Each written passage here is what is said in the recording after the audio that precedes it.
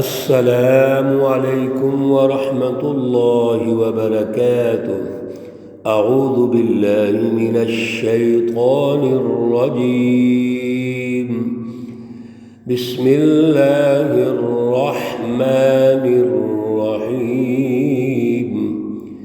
او یوبقہن بما کسبوا ويعفو عن كثير ويعلم الذين يجادلون في آياتنا ما لهم من محيص۔ صدق الله العلي العظيم۔ اللهم صل على سيدنا ومولانا محمد النبي الأمي وعلى آله وأصحابه وبارك وسلم وصل عليه۔ معزز سامعین و سامعات، پارہ نمبر 25 سورۃ الشورى، آیات مقدسہ نمبر 34، 35 اور 36 ہیں۔ اللہ رب العزت ان آیات کا فہم اور شعور عطا فرمائیں اور عمل کی توفیق اور صلاحیت عطا فرمائیں۔ گزشتہ درس میں ایک اصول ہم نے سمجھا، اللہ رب العزت نے سمجھایا، ہماری تربیت فرمائی کہ کوئی بھی جو مصیبت ہے وہ جب بھی آپ کو اس کا سامنا کرنا پڑتا ہے تو بما کسبت ایدیکم، تو وہ تمہاری وجہ سے ہے۔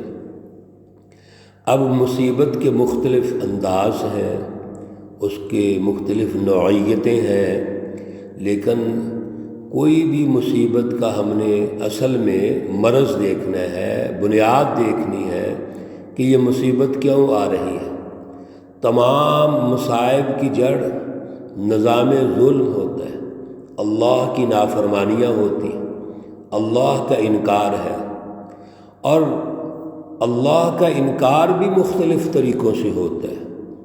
آج کے دور میں بھی جو مسلمان ان ظالمانہ نظاموں کی حمایت کرتے ہیں، ہمارے ملک کا اگر جائزہ لے لیجئے تو جب بھی ملک یہ بنا آج تک مصیبتوں میں اضافہ ہو رہا ہے۔ ہر آئے دن ہماری مصیبت بڑھتی ہے، وہ خاندانی ہو، وہ سماجی اعتبار سے ہو، قومی اعتبار سے ہو، بین الاقوامی اعتبار سے ہو، سیاسی اعتبار سے ہو، معاشی اعتبار سے ہو، تو مصیبتیں بڑھتی جا رہی ہیں۔ کبھی غور کیا میرے عزیزو، پچھلے درس میں عرض کیا تھا کہ ہم یہ دیکھیے کہ ہم کر کیا رہے ہیں، اللہ کی نشانیوں پہ غور نہیں کرتے، اعلیٰ فکر اور فلسفہ اختیار نہیں کرتے، اللہ کی رٹ کو قائم نہیں کرتے۔ ہم شیطان اور شیطانی جماعتوں کا ساتھ دیتے ہیں، ظلم کا ساتھ دیتے ہیں، تو نتیجہ کیا ہے؟ مصائب۔ اور اگر اللہ رب العزت کی سچی جماعتوں کا ساتھ دیں گے، رسول اللہ صلی اللہ علیہ وسلم کا ساتھ دیں گے، تو نتیجہ کیا ہوگا؟ رحمتیں اور برکتیں۔ آج کے درس میں بھی اسی چیز کو اللہ الارم کر رہے ہیں۔ مکہ المکرمہ کے کفار کو، مشرکوں کو، اور ان کے تناظر میں ہر دور کے جو کفار، مشرکین اور منافقین ہیں، ان کو تنبیہ فرما رہے ہیں، او یوبقہن بما کسبوا، یا اللہ ان کو تباہ کر دیں، ہلاک کر دیں، بما کسبوا، انہوں نے جو کیا ہے، ان کے عمل و کردار کی وجہ سے اللہ تباہ کر سکتے ہیں۔ اور پیچھے بھی ہم مسلسل یہ پڑھ رہے ہیں، سن رہے ہیں، میرے اللہ کا جو طریقہ ہے وہ ڈھیل دینے کا ہے، وہ فوراً تباہ نہیں کرتے، بلکہ یہ چیلنج کرتے تھے کفار رسول اللہ صلی اللہ علیہ وسلم کو اور انبیاء کو بھی ہر دور میں، کہ اللہ کا عذاب کیوں نہیں آ رہا، اللہ ہمیں کیوں نہیں تباہ کر رہے؟ تو اللہ جواب دیتے تھے کہ یہ تو اللہ کی مرضی ہے، اللہ رب العزت ڈھیل دے رہے ہیں، وہ وقت ضرور آنا ہے، وعدہ جو اللہ کا ہے وہ سچا ہے، وہ ضرور آئے گا، لیکن ایک وقت مقررہ ہے۔ اللہ پہلے سمجھاتے ہیں، دلائل دیتے ہیں عقلی اور نقلی، پھر اللہ رب العزت تنبیہ فرماتے ہیں، الارم کرتے ہیں، پھر اللہ رب العزت منذرین جو اللہ کے نبی اور رسول ہیں ان کے ذریعے سے اللہ رب العزت ان کو ہدایت کی طرف بلاتے ہیں، لیکن اگر یہ نہیں آئیں گے پھر تباہی ہو جائے گی۔ او یوبقہن بما کسبوا، ان کو اللہ ہلاک کر دیں گے، تباہ کر دیں گے، بما کسبوا جو ان کا عمل و کردار ہے، وَيَعْفُ عَنْ كَثِيرٍ اور اللہ معاف بھی کرتے رہتے ہیں۔ یہاں سے بھی یہ بات واضح ہو گئی کہ اللہ تو معاف کرنے والے ہیں، لیکن جب اللہ کی گرفت آتی ہے إِنَّ بَطْشَ رَبِّكَ لَشَدِيدٌ، پھر گرفت بہت سخت آتی ہے۔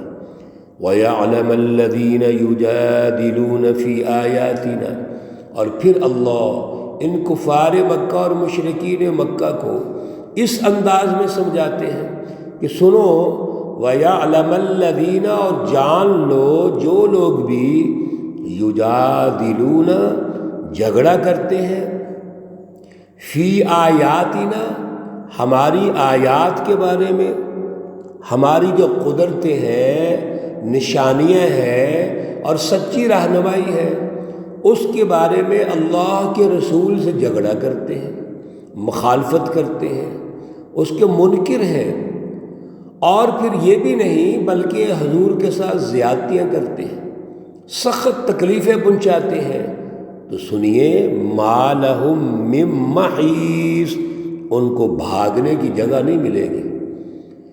بھاگنے کی جگہ ملی پھر مکہ المکرمہ کے دور میں، جو جماعت سازی کا دور ہے، 13 سالہ مکی دور میں تکلیفیں پہنچائیں، شدید تکلیفوں سے گزارا، لیکن جب رسول اللہ صلی اللہ علیہ وسلم ریاست مدینہ تشکیل دیتے ہیں تو صرف 1.5 سال کے اندر آپ مدینہ پہنچے، آپ نے ریاست تشکیل دی، اور انہی کفار سے آپ پہلی جنگ لڑتے ہیں، غزوہ بدر، تو اللہ نے وہاں پکڑ لیا، ما لہم من محیص، وہاں بھاگ نہیں سکے، ان کو شکست ہوئی، بڑا ان کو مان تھا، فخر تھا اپنے وسائل پر اور اپنی طاقت پر، یہ طاقت ٹوٹ گئی غزوہ بدر کے موقع پر، جن کو تانگے کی سواریاں کہتے تھے،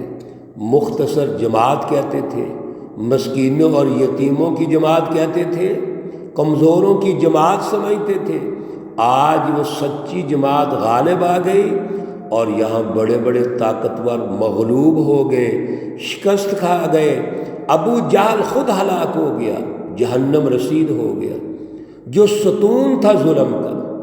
میرے عزیزو، اللہ پھر بھاگنے نہیں دیں گے۔ فما اوتیتم من شیء، اللہ رب العزت اس آیت مقدسہ سے لے کر اس رکوع کے آخر تک اس سچی جماعت کے اوصاف بیان فرما رہے ہیں، اور سب سے بڑی بات مشورہ، سیاسی نظاموں کی تشکیل کے لیے عوام کو اس سسٹم میں مشاورت میں شامل کرنا، ان کے حقوق کی بات کرنا، مشورے کے بارے میں اگلے دروس میں آ رہا ہے، فما اوتیتم من شیء، اور یہاں ایک اصول اللہ ارشاد فرما رہے ہیں، جو کچھ بھی تمہیں دیا گیا ہے، من شیء جو کچھ، فمتاع الحیات الدنیا، یہ دنیا کی زندگی کا فائدہ اٹھانا ہے۔ اللہ رب العزت نے ایک اصول ارشاد فرما دیا، کفار، مشرکین، منافقین کے لیے بھی اور سچی جماعت کے لیے بھی، کہ دنیا کا جو نظام ہے، یہ اللہ نے جو کچھ دیا ہے یہ سب کچھ دیں گے، اللہ سب کو دیں گے اور سب کچھ دیں گے، دنیا کا سب کچھ۔ کیوں؟ یہ متاع الحیات الدنیا، یہ دنیا کی زندگی ہے اور اس میں آپ نے فائدہ اٹھانا ہے۔ متاع کا معنی ہے جو چیزیں ہم استعمال کر لیتے ہیں اور ختم ہو جاتی ہیں۔ کھانا کھایا اور کھانا کھا کے ختم ہو گیا۔ ہم نے رہائش اختیار کی، ضرورت کے لیے رہائش مکمل، کپڑے استعمال کیے، اور ضرورت کی جتنی بھی چیزیں ہیں، یہ متاع ہے، یہ اللہ نے دینا ہی دینا ہے، خواہ اس کو کوئی مانے یا نہ مانے۔ اس لیے اللہ نے اگلے الفاظ میں بڑے خوبصورت انداز میں سمجھا دیا، دنیا کی زندگی میں یہ متاع ہے، اور جو کافر مشرکین اور منافقین ہیں وہ اس کو متاع سمجھ کے، عارضی فائدہ سمجھ کے وہ استعمال کرتے ہیں، حاصل کرتے ہیں اور ختم ہو گئے۔ لیکن سچی جماعت کون سی ہے؟ وَمَا عِندَ اللَّهِ خَيْرٌ، اور جو اللہ کے پاس بھلائی ہے، بہتر ہے، وَأَبْقَىٰ، اور باقی رہتا ہے، لِلَّذِينَ آمَنُوا، یہ مومنوں کے لیے۔ سچی جماعت بھی ان چیزوں کا فائدہ اٹھاتی ہے، وہ بھی کھاتے پیتے، رہائش اختیار کرتے، اللہ کے وسائل سے فائدہ اٹھاتے ہیں۔ لیکن سچی جماعت جب ان وسائل سے فائدہ اٹھاتی ہے تو وہ اللہ رب العزت کی امانت سمجھ کے فائدہ اٹھاتی ہے۔ وہ یہ سمجھتی ہے یہ اللہ کا ہے، اللہ نے دیا ہے، اور ہمیں اس لیے دیا ہے کہ ہم خود بھی فائدہ اٹھائیں، دوسروں کو فائدہ دیں۔ وہ انفرادی ذاتی اغراض نہیں رکھتی، ان کے سامنے دنیا نہیں ہوتی، ان کے سامنے آخرت ہوتی ہے۔ وہ اللہ رب العزت کے ان وسائل سے فائدہ اٹھا کے وہ انسانیت کو ترقی دینا چاہتے ہیں، بہترین معاشی نظام قائم کرتے ہیں، بہترین عدل کا سیاسی نظام قائم کرتے ہیں، اور اپنی عارضی زندگی سے اتنا لیتے ہیں جتنا ان کی ضرورت ہوتی ہے۔ اس لیے فرمایا ان کی دوسری صفت ہے وَعَلَىٰ رَبِّهِمْ يَتَوَكَّلُونَ، اور وہ اپنے رب پر بھروسہ کرتے ہیں۔ وہ ان وسائل پہ بھروسہ نہیں کرتے، ان کو متاع سمجھ کے، اللہ کی نعمت سمجھ کے، اللہ کی برکت اور رحمت سمجھ کے، اللہ کی امانت سمجھ کے فائدہ اٹھاتے ہیں، لیکن وہ اللہ پہ بھروسہ کرتے ہیں۔ وہ جتنا بھی فائدہ اٹھاتے ہیں وہ اللہ کی رضا سمجھ کے فائدہ اٹھاتے ہیں، اور اللہ کے راستے میں پھر خرچ کرتے ہیں۔ ان وسائل کی تقسیم اس طرح کرتے ہیں جس طرح اللہ کی رضا ہے، ان وسائل سے فائدہ اس طرح اٹھاتے ہیں جس طرح اللہ کا حکم ہے، جس طرح رسول اللہ صلی اللہ علیہ وسلم کی اطاعت ہے۔ میرے عزیز، اس کے لیے اگر ہم پیارے رسول اکرم صلی اللہ علیہ وسلم کی زندگی مبارک کو دیکھیں، خلفائے راشدین کو دیکھ لیں، انبیاء کو دیکھ لیں، اولیاء اللہ کو دیکھ لیں، تو یہ آیت ہمیں سمجھ آ جائے گی کہ اللہ کے ان سچے نبیوں نے، سچے رسولوں نے، خود رسول اللہ صلی اللہ علیہ وسلم نے کتنا فائدہ اٹھایا دنیا سے، اتنا ہی جتنا ضرورت تھی۔ آپ دنیا سے جب تشریف لے گئے، آپ دو جہانوں کے حکمران ہیں، مالک ہیں، محبوب خدا ہیں۔ ذرا دیکھیے دنیا سے جانے کے بعد پیچھے کیا چھوڑا ہے، کیا وراثت ہے آپ کی۔ میرے عزیزو، یہ سچی جماعتیں ہیں جو اللہ پہ بھروسہ کرتی ہیں، اسی کے لیے جد و جہد کرتی ہیں، اسی کی رٹ قائم کرتی ہیں۔ وَعَلَىٰ رَبِّهِمْ يَتَوَكَّلُونَ، وہ اللہ پر بھروسہ کرتے ہوئے زندگی بسر کرتے ہیں۔ اللہ ہمیں بھی اعلیٰ توکل عطا فرمائے، اعلیٰ ایمان کی دولت سے مالا مال فرمائے۔ اللہ رب العزت تمام بیماروں کو شفائے کاملہ عاجلہ مستمرہ عطا فرمائے۔ اللہ رب العزت تمام مرحومین و مرحومات کو جنت الفردوس میں اعلیٰ مقام عطا فرمائے۔ ربنا تقبل منا إنك أنت السميع العليم وتب علينا إنك أنت التواب الرحيم، وصلى الله تعالى على النبي الأمي محمد وعلى آله وأصحابه أجمعين، برحمتك يا أرحم الراحمين. السلام عليكم ورحمة الله وبركاته.